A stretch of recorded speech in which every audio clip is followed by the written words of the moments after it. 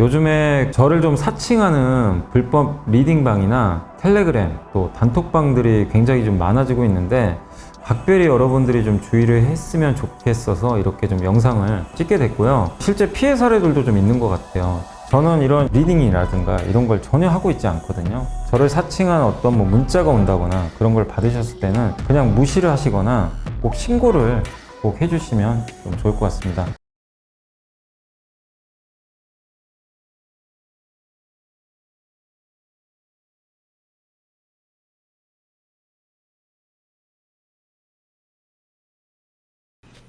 네, 안녕하세요. 염승환 이사입니다. 자, 오늘 2월 29일 시장 함께 읽기 시작을 하도록 하겠습니다. 자, 오늘 이제 장이 지금 이제 끝나기 전인데, 오늘 증시는 좀 쉬어가는 그런 분위기로 봐주시면 좋을 것 같고, 오늘 이렇게 내용들이 많지 않아서 좀 간략하게 설명하고 좀 마무리를 짓도록 하겠습니다. 오늘 어쨌든 이제 내일 또 연휴고, 예, 이번 주는 되게 좀 짧게 좀 마무리가 될 것 같습니다. 자, 이번 주에 이제 오늘 나왔던 보고서 중에서는 그 이마트 쿠팡 실적이 나왔는데 이마트와의 좀 비교고요. 그 다음에 이제 OTT 광고 요금제가 확산되면서 이게 티빙이나 그런 얘기죠. 그래서 CJ ENM 관련된 내용이 좀 있고, 그 다음에 스마트폰 데이터가 있고요. 덴티움이 정말 좋은 실적을 냈고, 카페24, 한세실업, KSP, 그리고 골프존, 그리고 중소형 소외주 스터디, 이것도 이제 밸류 프로그램과 관련된 내용이 있어서 한번 소개를 해드리도록 하겠습니다. 자, 그래서 한번 여기 잠시만요. 네. 오늘 내용을 한번 보시면 이마트가 이제 이마트도 있고 한국에 쿠팡도 있고 네이버도 있고 많은 기업들이 있는데 한국의 온라인 쇼핑 거래액은 8.3% 성장하면서 한 자릿수밖에 성장이 못했고 성장은 확실히 꺾였고요. 이미 온라인이 지금 거의 절반 정도 차지하니까 성장을 계속하긴 쉽지 않습니다. 그러니까 올해도 두 자릿수 이상의 성장은 좀 버거울 수 있다. 이렇게 보시면 되겠고, 소매시장 성장률이 지금 3% 안팎을 맴돌고 있다는 점을 감안하면 온라인 시장은 여전히 매력은 있어요. 네. 그러니까 이제 소매보다는 온라인이 성장은 더 하지만, 근데 놀라운 거는 이렇게 성장의 한계가 있는 내수에서 평균 이상의 성장을 지속하는 온라인. 그러니까 소매 시장 전체가 다운됐는데 온라인은 어쨌든 성장하거든요.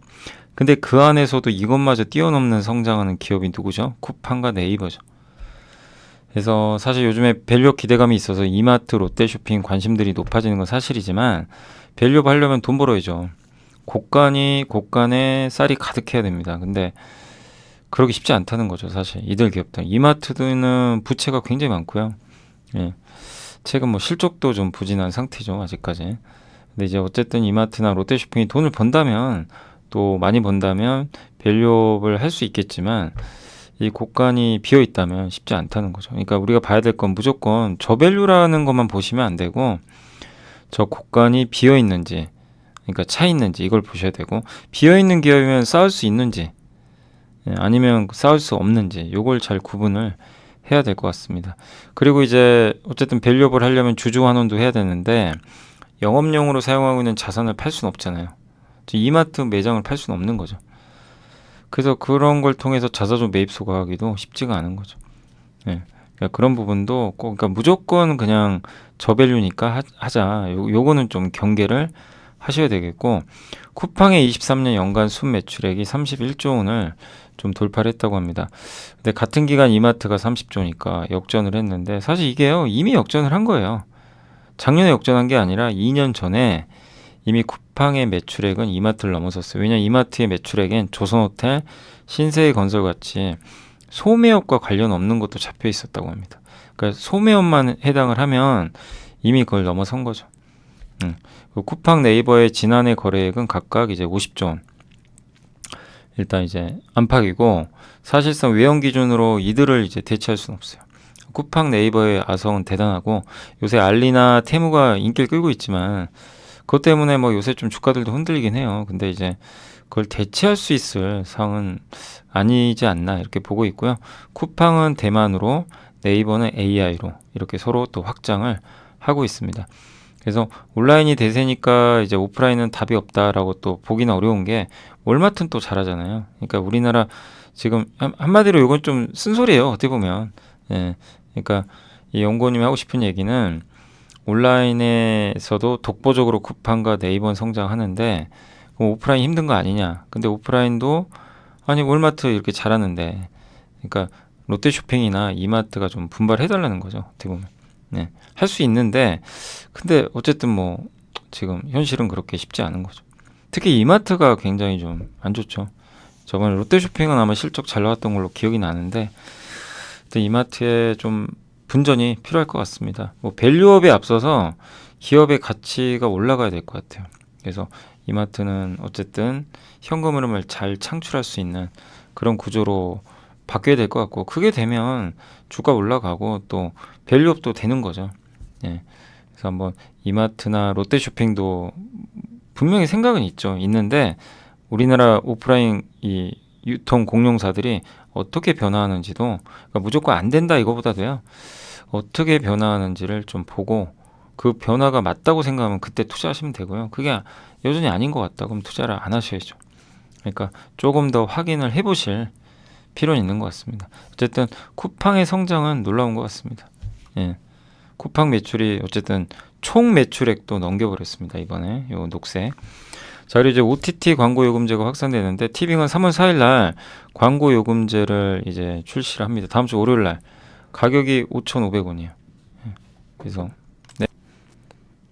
그래서 시간당 또 4분 광고를 봐야 되지만 베이직 상품 대비해서 가격, 동접 잡수, 화질 모두 우위면 화질도 좋고요.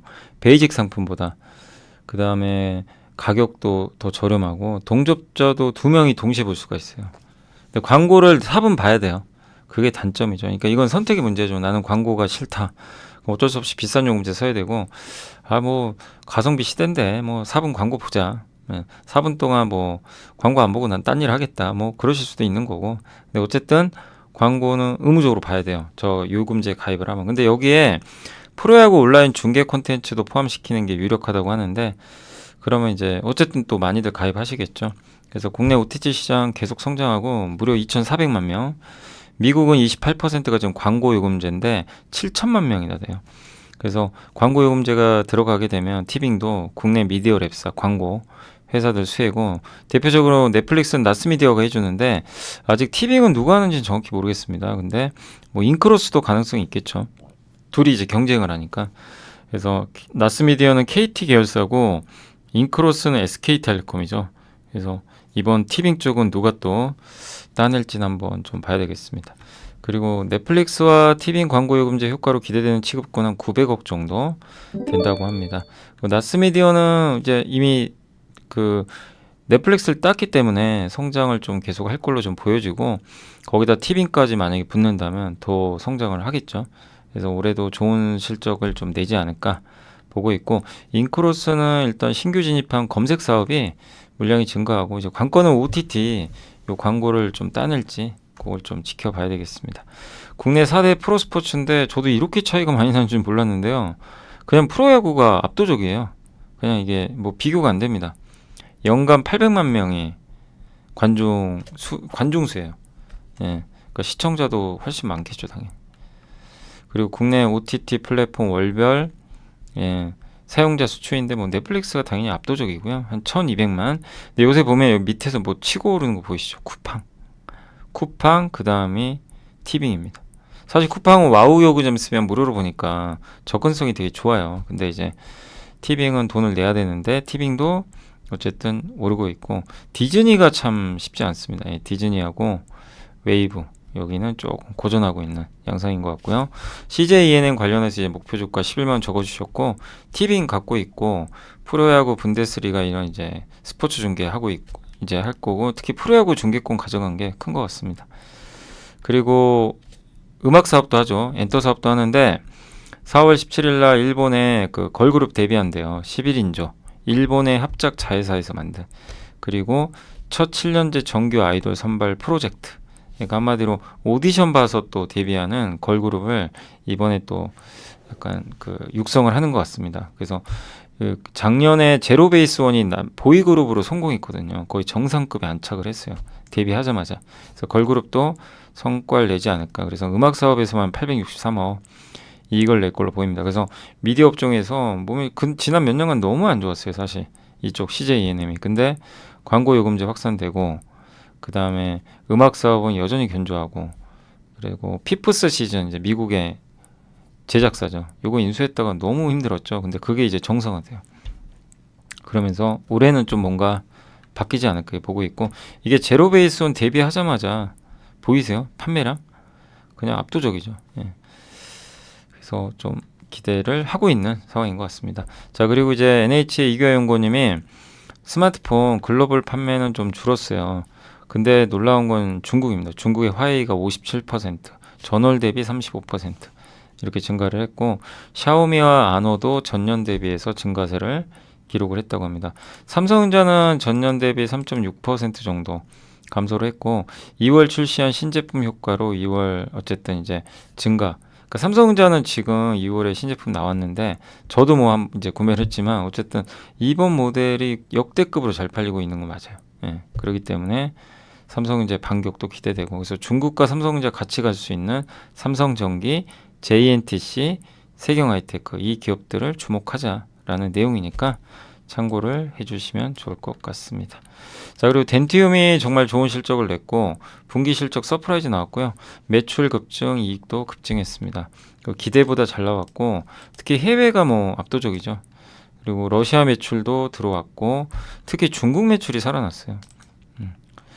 그리고 국세청 세무조사에 따른 법인세 비용도 아마 반영이 됐는데 대손상각비 같은 거 좀 그러니까 약간 손실 볼 걸 미리 대비해서 쌓아놓은 것도 지금 이번에 환입이 되면서 그 부분도 좀 괜찮았던 것 같습니다. 근데 제일 중요한 내용은 저는 이거 같아요. 선두업체인 그 스트라우만 세계 1위죠.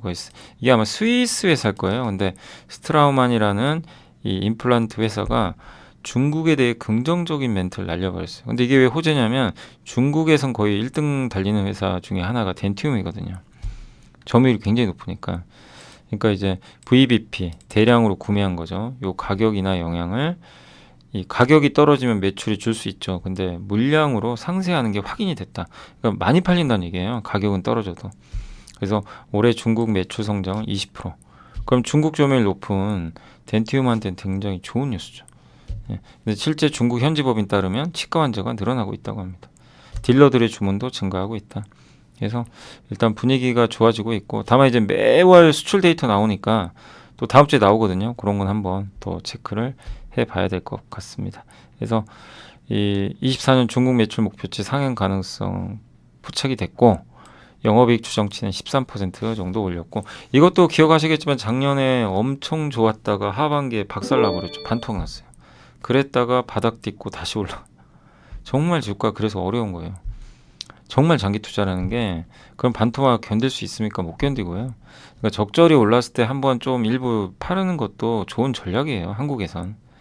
예. 근데 어쨌든 또 많이 빠졌을 때 앞으로 좋아질 걸 예상해서 잘 또 투자를 하면은 또 어렵지 않게 수익 내는데 그게 어렵죠. 이게 좋아질까?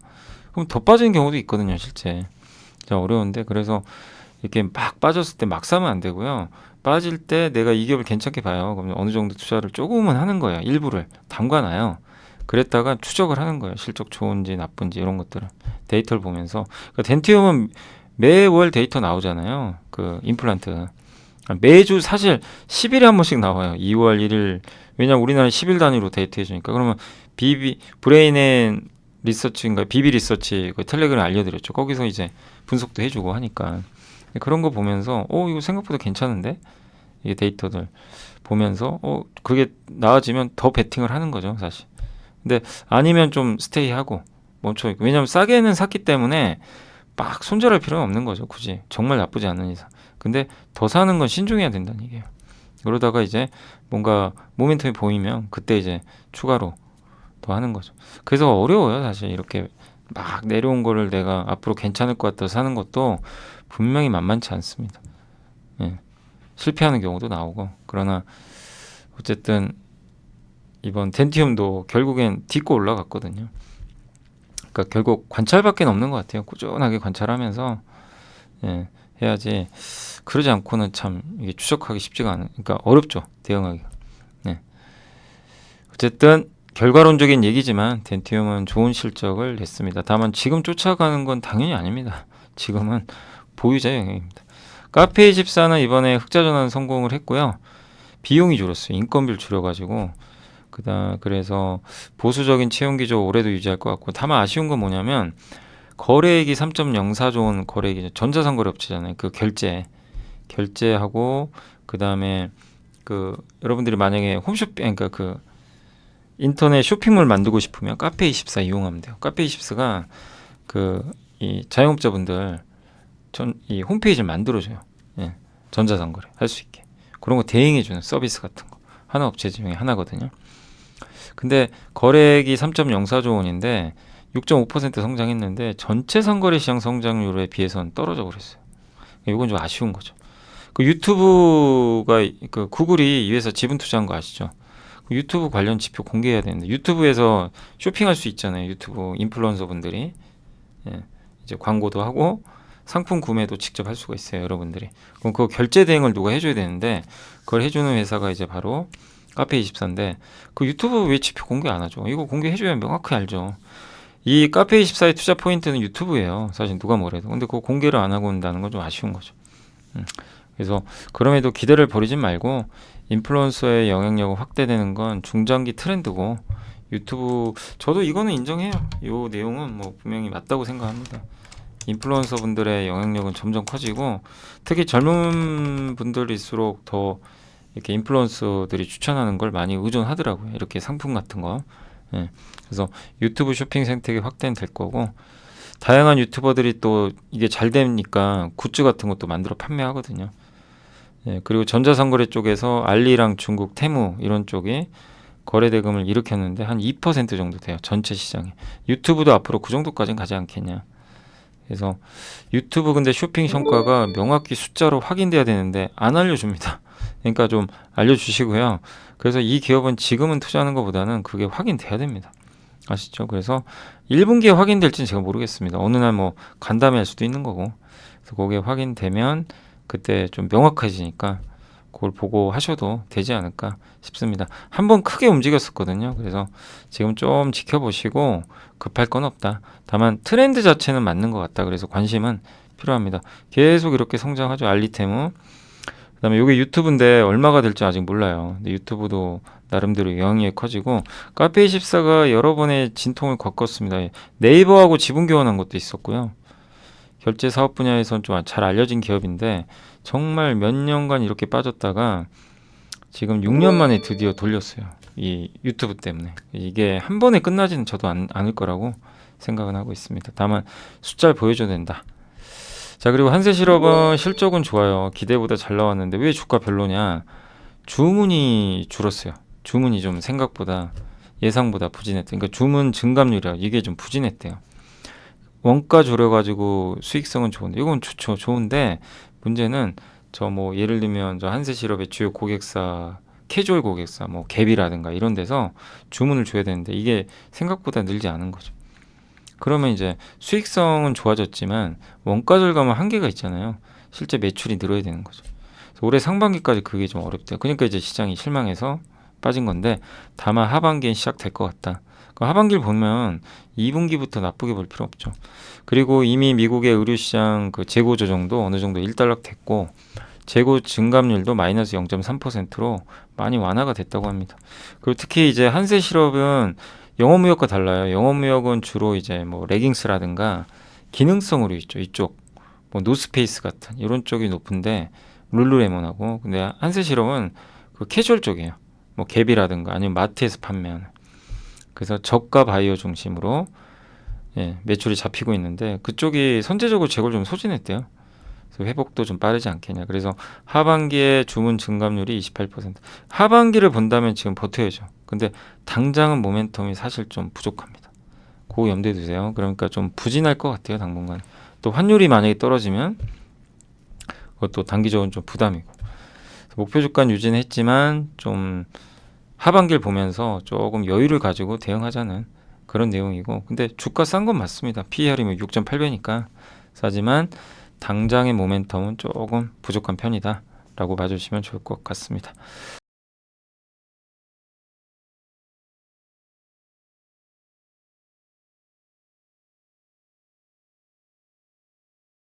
자, 그리고 KSP가 요즘에 뭐 좋았죠. 어제 상당히 좀 좋았던 것도 같은데 SK의 한승환 연구원이 써주셨고요. 우리 공부를 좀 많이 했던 기업이죠. 선박 저속 엔진, 이 원천 기술 보유한 회사가 윈GD, 그다음 만이라는 회사가 있는데 저기서 라이센스를 받아서 우리나라 엔진 회사가 만들어요, 엔진을. 근데 거기에 필요한 배기밸브 스핀들을 이제 KSP가 납품하는데 국내에 3개가 있는데 한 회사는 회생 절차 도입했대요. 경영이 좀 어려워져가지고. 그러니까 실제로 이제 2개밖에 없어요. 그래서 KSP랑 금융기계, 이거는 이제 KSP한테는 뭐 일단 이제 경쟁사가 줄어든다는 측면에서 주가에는 뭐 긍정적일 수 있죠. 예. 근데 어쨌든 이제 금융기기랑 어떻게 경쟁을 해서 더 높은 점유율을 차지할진 봐야 되겠고, 수주잔고는 20년 말에 115억, 지금은 579억입니다. 노선대 비중, 이제 선박 교체해야 되는 거 아시죠? 환경규제 때문에. 그 수혜주로 한번 그때도 분석을 해드렸던 것 같고요. 그리고 수주잔고 소화하기 위해서 최근 유상자 했고, 기존 대비 2배 가까운 생산 능력. 그리고 배기밸브 이 스핀들은 교체 주기가 5년에서 한 7년 정도 된다고 합니다. 예. 그래서 이제 주기적으로 교체를 하긴 해야 되고요. 예. 그 대형 엔진은 실린더당 1개씩 들어가는데, 실린더는 엔진의 통수에 따라 적게는 5개에서 14개까지 들어간다고 합니다. 그러니까 대형 엔진은 실린더당 1개씩인데 엔진에 들어가는 게 5개에서 14개니까 그럼 최대 14개까지 들어갈 수 있는 거죠. 중형 엔진은 실린더에 배기 2개랑 흡기 2개가 들어가기 때문에 4개가 들어간다고 합니다. 근데 이게 니켈 가격이 중요하대요. 니켈이 원재료거든요. 그래서 니켈 값 오르면 가격이 올라가요, 같이. 떨어지면. 근데 요즘엔 니켈 가격이 좀 떨어져서 판가락은 좀, 요게 조금 리스크 요인 중에 하나입니다.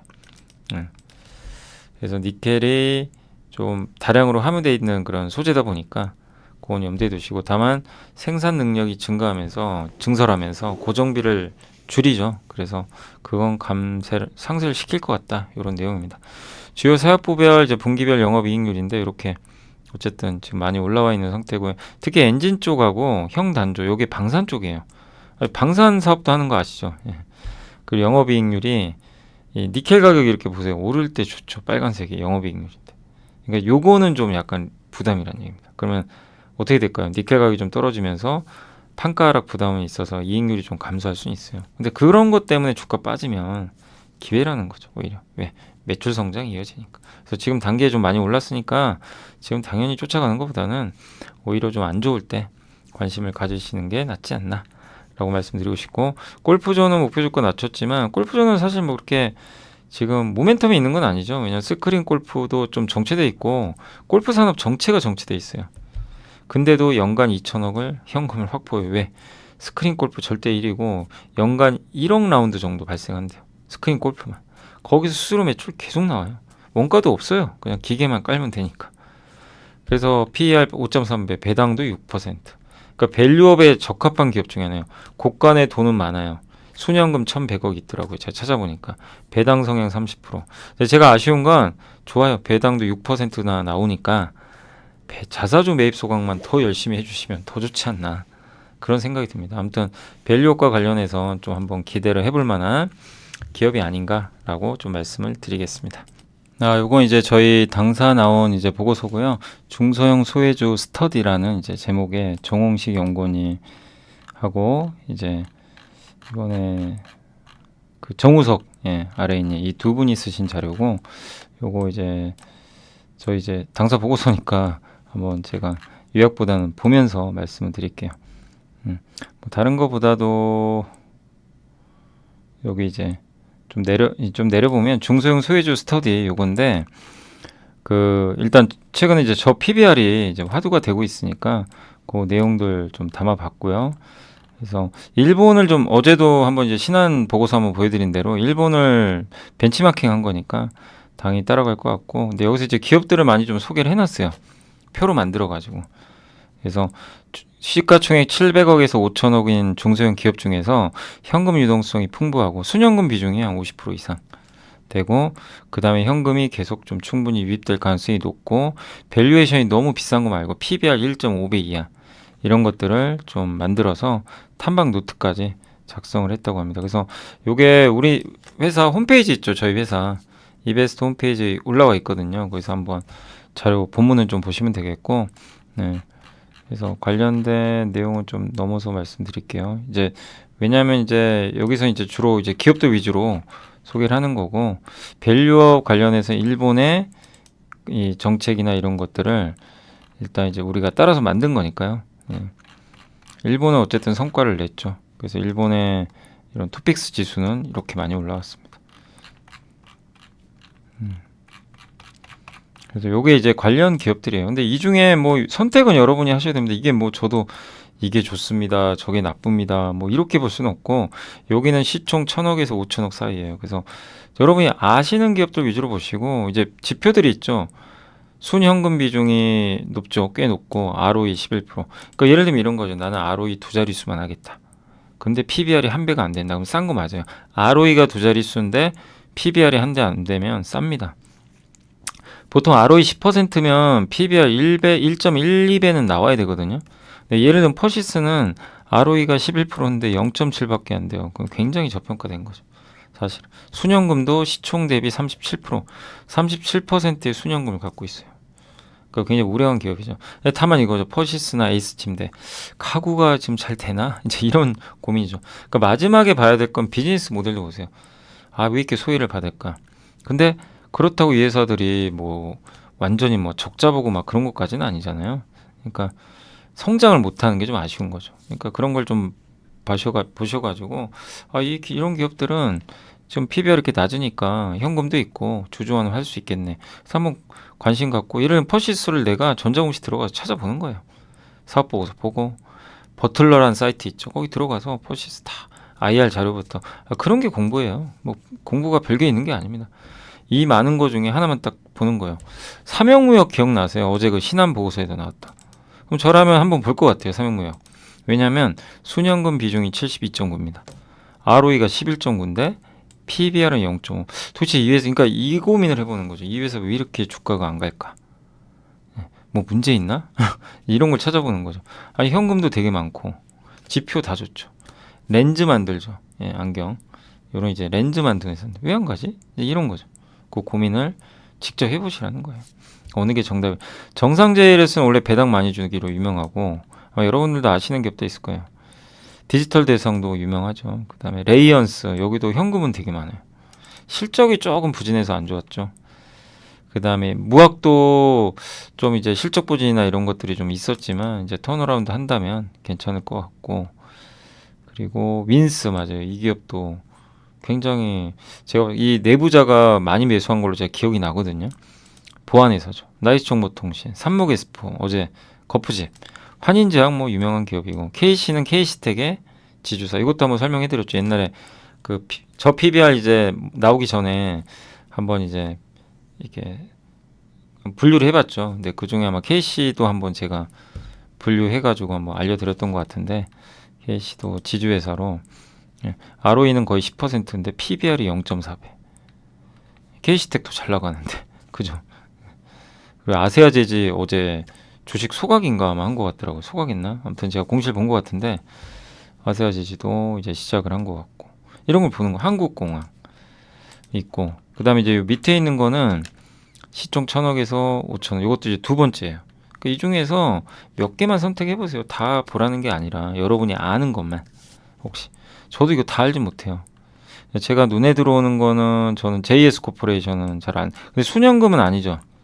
순현금 비중이 마이너스니까 요건 조금 아쉽고. 그래서 아마 요거는 조금 아쉬운 부분이고. 그다음에 뭐 바텍은 잘 아는 기업. 우리 현대그린푸드. 예. 그리고 나스미디어도 순현금이 꽤 많죠. 예. 펌텍코리아 그죠? 우리 잘 아는 기업이죠. 네오팜 아시죠? 여기도 현금 많기로 유명하죠. ROE가 13.5. 네, 네오팜은 이제 실적도 좋고 꾸준히 성장을 하는데 밸류는 뭐 그렇게 뭐 싼 건 아니에요. PBR 1.4니까. 그래서 한번 이제 비교해 보는 거죠. AP 시스템도 현금 많고 ROE에 비해서는 싸요. PBR 한 배밖에 안 돼. 하이로코리아도 마찬가지. 그래서 저는 이제 피팅 회사 중에 제일 주주하는 잘하는 기업이 하이로코리아거든요. 그래서 좀 긍정적으로 보고 있는 편이고 DY 파워도 여기 이제 VIP 자산운용의 최준철 대표 아시죠? 그분이 운영하신 그 VIP 자산운용에서 아마 지분 매입한 걸로 그때 신고를 한 것 같더라고요. 여기 이제 굴삭기에 관련된 유압기인가 아마 그거 만드는 회사 겁니다. 굉장히 저평가돼 있고 뭐 그리고 아니 그 YN텍은 순연금이 마이너스네요. 요건 아니고 뭐 인크로스도 있고 뭐 엑토즈 소프트도 현금이 되게 많네요. 예. 그다음 이제 요 밑에 있는 기업들은 700억에서 1000억. 예. 그래서 소호전기 제가 아는 기업만 그리고 또 뭐가 있나 제노레이 예. 삼성공조 기억나시죠? 예. 순연금 엄청납니다. 순연금이 굉장히 많은 편이고 아톤 맞아요. 아톤도 있고 HRS 이게 뭐 좋다 나쁘다 보다는 이제 제가 좀 아는 기업 저도 이게 너무 작은 기업 잘 몰라요. 이 정도 덕시나우징도 알긴 아는데 순연금은 좀 마이너스군요. 예.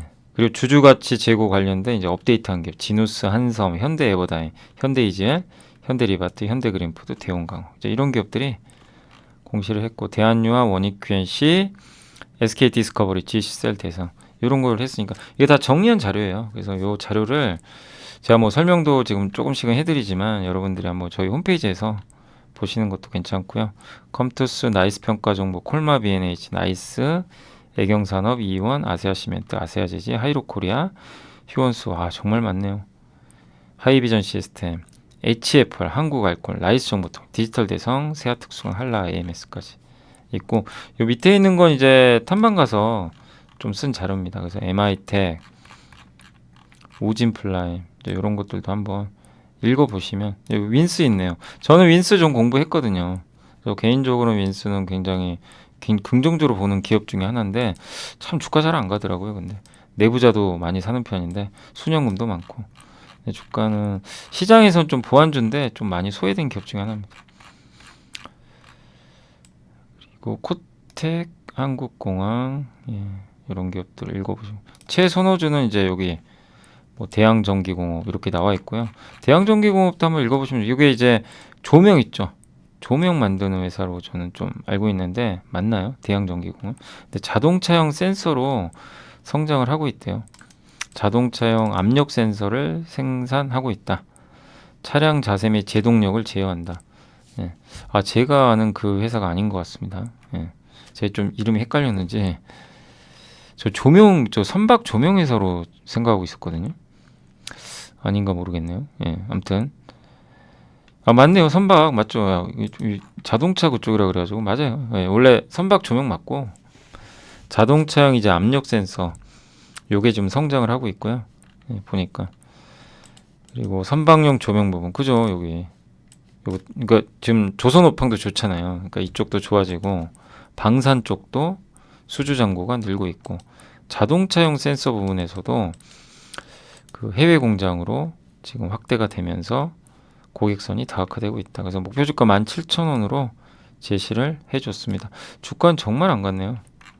예, 부진한 기업이고 이제 2022년도에 적자 났거든요. 근데 이제 작년엔 좀 흑자 났고 PBR 0.5배밖에 안 되고요. ROE가 너무 낮아요.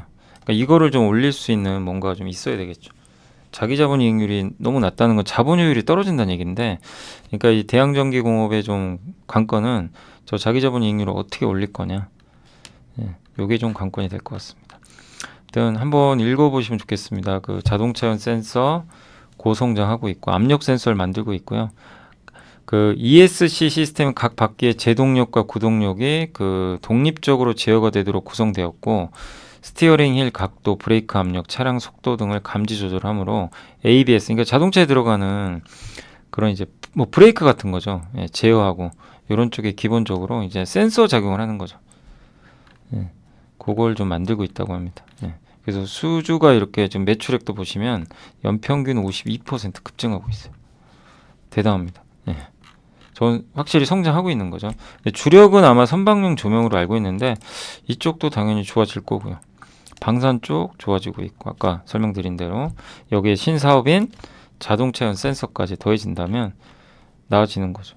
근데 그동안 이제 주가도 부진했고 적자였고 ROE가 떨어져 있는데 이렇게 되면 이제 실적이 개선되면서 나아지겠죠. 그래서 한번 관심은 가져보세요. 한번 공부해보세요. 직접 해보시고 한번 눈여겨볼 필요는 있는 것 같습니다. 그리고 선박용 조명 수주액, 방산 수주액. 그러니까 괜찮은 사업 다 갖고 있어요. 사업 자체는. 한번 또 내용들 읽어보시고 공부해 보시면 좋을 것 같습니다. 자, 그래서 오늘 제가 이제 요 보고서는 한번 설명을 해드렸고, 대양전기가 이제 신규 또 저희 정우시 연구원님이 커버리지를 하셔서 한번 언급을 드려봤습니다. 아, 그리고 참고로 저희 회사도 이번에 좀 정책이 바뀌어서 저 보고서를 다 보실 수는 없고요. 저희 이제 계좌는 있으셔야 돼요. 그건 조금만 좀 내두시고, 저희 보면 이제 HTS 들어오시면, 저희 회사도 좀 원래는 다 무료로 보여드렸거든요. 근데 이번에 좀 정책이 바뀌어서 여기 이베스트 리서치 있죠, 메뉴 중에 이베스트 리서치 있거든요, HTS에. 계좌 뭐 홈페이지 들어가셔도 로그인 하셔야 됩니다. 그럼 보면 여기 산업 분석에 정홍식 있어요. 여기 정홍식 미드 스몰캡 중소형 소외주 스터디라고. 여기서 이제 자료 클릭해서 다운 받으시면 됩니다. 많이 안 보시죠? 조회수가 53밖에 안 돼요. 거의 다 안 보시는데, 아무튼 이렇게 계좌 있는 분들은 저희 그 정우시 연구원님 보고서 한번 다운 받아서 봐주시면 좋겠습니다. 제가 이제 어느 정도 정리는 해드렸는데 원문은 이제 거기 있으니까 그거 참고하시면 좋을 것 같습니다.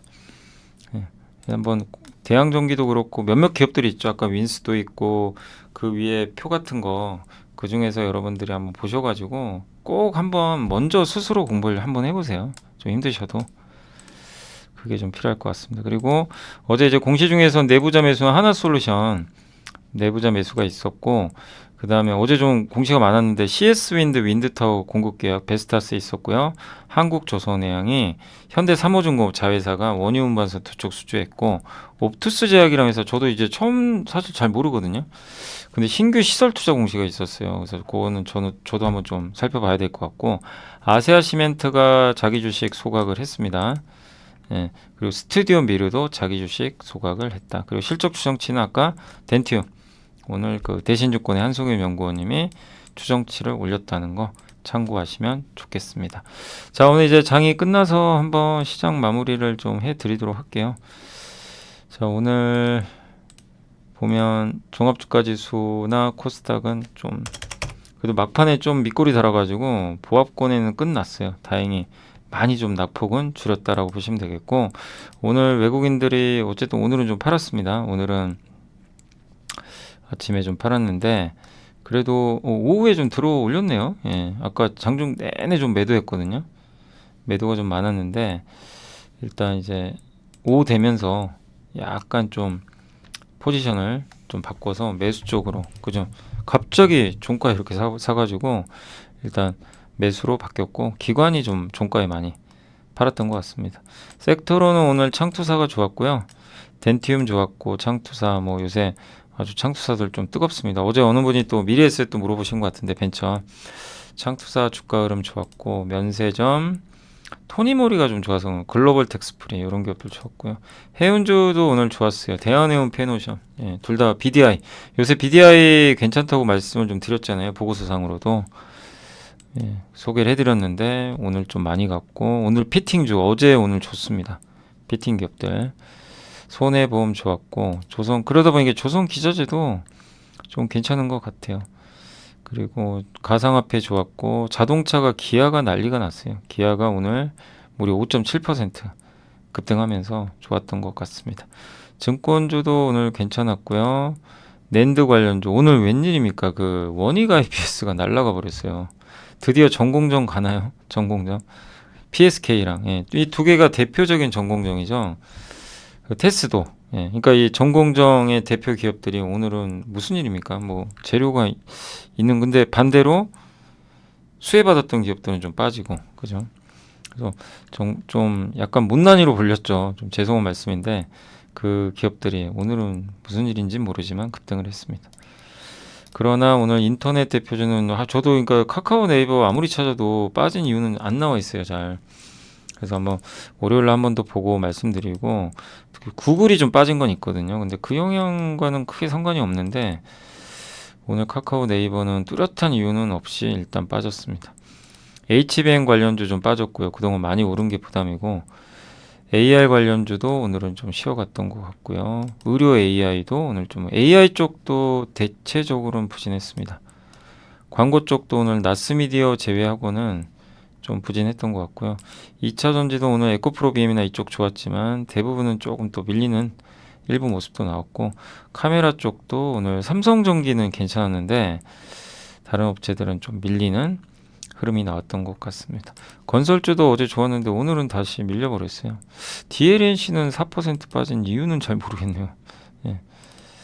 흑제가 나온 것 같진 않은데 엔터도 다시 조금 오늘 일부 흔들렸고, 근데 여기에 카카오가 들어가 있다 보니까 좀 밀린 것 같고요. 그리고 OLED도 약간 밀렸고, 그래서 전체적인 분위기는 그렇게 썩 좋진 않았죠. 네, 그리고 오늘 시총 상위 기업 중에서는 삼성바이오, 셀트리온, 네이버, 카카오, 삼성생명 이런 기업들의 주가가 좀 상대적으로 많이 빠졌고, 전자가 막판에 좀 들어 올렸지만 일단 오늘은 뭐 누가 뭐래도 기아의 날이었습니다. 기아가 가장 좋았고요. 현대차, 우선주, 삼성전자도 우선주는 급등했어요. 네. 그리고 삼성카드, 그러니까 한마디로 이제 그 저 PBR 관련주들 이런 쪽에 약간 속해 있는 기업들은 전체 분위기는 괜찮았던 것 같습니다. 반면에 한미반도체가 이제 좀 차익 매물이죠. 많이 빠져버렸고, 삼성 엔지니어링, 넷마블. 근데 이런 기업들이 악재가 뚜렷하게 나온 건 없는 것 같은데 오늘 좀 주가가 일부 충격을 받은 것 같습니다. 네. 뚜렷하게 뭐 악재 나온 거는 확인이 되진 않습니다. 그리고 에코프로비엔과 에코프로는 오늘 급등했고요. 이제 왜냐면 이제 거래소 이전 앞두고 좋은 모습인데 엠캠, 뭐 알테오젠, 셀트리온 제약 여기에 있는 기업들은 주가 안 좋고, 주성 엔지니어링이 8%, 반면에 원익 IPS가 13%. 약간 이제 양사 주가가 좀 바뀌는 그런 모습이 나왔던 것 같습니다. PSK가 10%. 그래서 반도체 전공정이 오랜만에 좋았고, 근데 그런 거 제외하면 기아, 반도체 전공정 이런 거 몇 개 좀 제외하면 뭐 대체적인 분위기는 그렇게 썩 좋지는 않았다. 막판에 조금 들어올리긴 했지만 전체 시장 분위기는 좀 썰렁했던 그런 하루였던 것 같습니다. 아무튼 이번 한 주 고생하셨고, 제가 지금 좀 나가봐야 돼가지고 더는 또 설명드리기가 좀 어려울 것 같고 좀 죄송하고요. 아무튼 오늘 이번 한 주 고생하셨고, 내일하고 내일 모레 또 영상이 하나씩 올라갈 거예요. 그래서 하나는 2차 전지, 하나는 반도체 올라갈 겁니다. 그래서 금요일하고 토요일날 아침 10시에 각각 한 번씩 또 보시고, 아 이런 아이디어도 있구나 한번 보시면 좋겠고, 그리고 지금 안 가는 기업들, 뭐 너무 소외받는 기업들 너무 스트레스 받지 마세요. 기업의 문제 아니면 수급 문제는 좀 있어요. 막 수급이 쏠리니까 이거 팔고 저거 사고 막 그런 건 있거든요. 그래서 갑자기 막 급락도 해요. 근데 그래도 기업 문제 없으면 뭐 끝까지 버텨 나가시면 좋을 것 같습니다. 자, 오늘 여기서 마무리하도록 하겠고요. 이번 한 주 고생하셨고 연휴 잘 보내시고 전 다음 주 월요일 날 찾아뵙겠습니다. 감사합니다.